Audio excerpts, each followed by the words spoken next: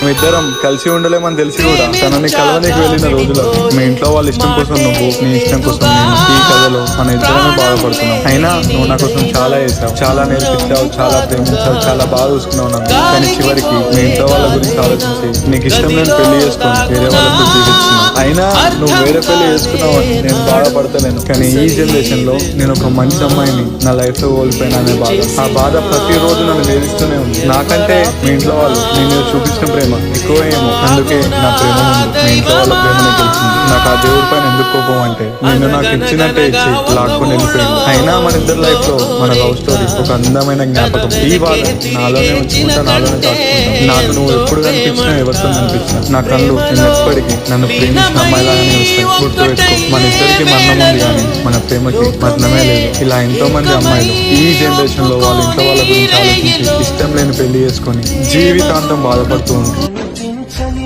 మనసు వెళ్ళని ఎవరికి తెలుసు.